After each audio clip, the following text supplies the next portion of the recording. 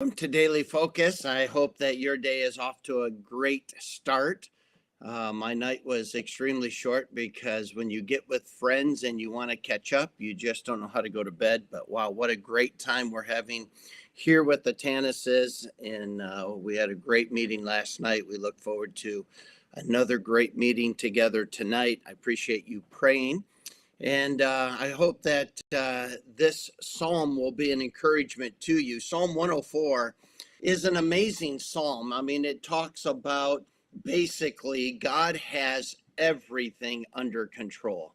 I wish I had the time to just read the entire psalm. It's a lengthy psalm, so I'm not going to take time to do that. But I would encourage you at some point today to just take your phone or take your Bible or your New Testament that you carry around, whatever it is, and just sit down and open Psalm 104 and just read it, because your heart will be encouraged and you will be reminded that God has everything under control, that God never is out of control. Nothing happens without his knowledge. Nothing happens without his being willing to deal with it, whether it affects us positively or whether it affects us negatively or it affects the world. Everyone's worried about global warming. Everyone's worried about, carbon in the atmosphere and all of these things, like as if God doesn't have it all under control. It's foolishness. Man is such a secular humanist that wants to play God, that he doesn't want to trust God. He doesn't want to believe God has a plan, that God has it all taking taken into consideration for his magnificent plan. Psalm 104 says, "Bless the Lord, O my soul, O Lord my God, thou art very great. Thou art clothed with honor and majesty, who covereth thyself with light as with a garment, who stretches out the heavens like a curtain, who layeth the beams of his chambers in the waters, who maketh the clouds his chariot, who walketh upon the wings of the wind, who maketh his angel spirits, his ministers a flaming fire, who laid the foundations of the earth, that it should not be removed forever. Who made earth the way that it is? Who made earth so that it sustains, it's self-sustaining? How is it that the white water cycle has worked for thousands of years and continues to work today? But the problem with secular humanists of our day is they don't want God to send the rain when God is ready to send the rain, or withhold rain in order to get man's attention or to accomplish his purposes. They don't want to believe that God has it all under control. They want to somehow manipulate it or think that somehow they can control it. Can I just remind you, man is never going to control the earth. He isn't smart enough. He isn't powerful enough. Man is not going to control the earth. Now, we are stewards of the earth, and we're stewards of how we take care of it, but we're never going to control it. It's not ours to control.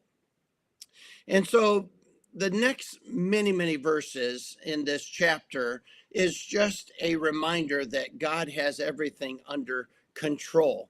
And I wish I had time to read it, but I'll let you do it on your own. Verse 23 says, "Man goeth forth unto his work and to his labor until the evening. O Lord, how manifold are thy works! In wisdom thou hast made them all.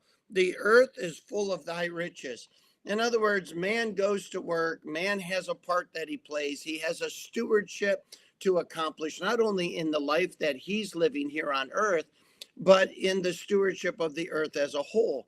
But part of that stewardship is not trying to take control or ownership of that which is God's role, that which God does. And so we want to be reminded that man has a responsibility in this earth, but our responsibility is never to try to control it. And so he says in verse number 31, "The glory of the Lord shall endure forever." In other words, when you just sit back and watch the control that God has over the earth, how the water cycle functions, how the plant life functions, how the animal life functions, how the human body is designed to work. When we stop and we think about all of these magnificent designs, we realize that the glory of the Lord is going to endure forever. You're never going to have a moment where you're not going to stand in awe of the wisdom of God's design. The Lord shall rejoice in his works.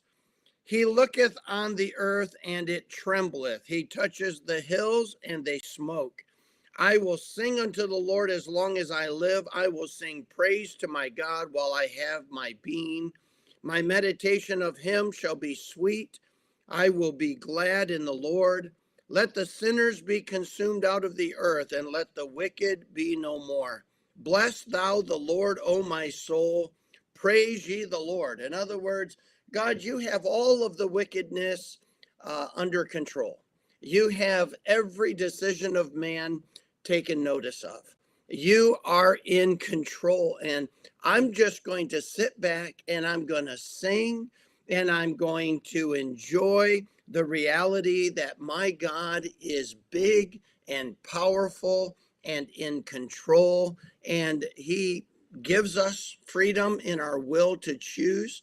But even in knowing that we have complete freedom to make our decisions, God, in his infinite omniscience, has taken all of those decisions that man will make in and of himself and woven them into an amazing plan that has a timetable. And everything with God happens right on time. Doesn't matter if it's a forest fire. It doesn't matter if it's a flood. It doesn't matter if it's an earthquake. It doesn't matter if it's a hurricane. It doesn't matter if it's a tornado.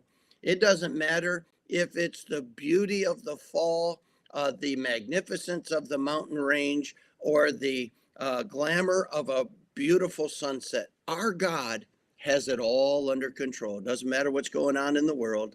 He's got it all under control.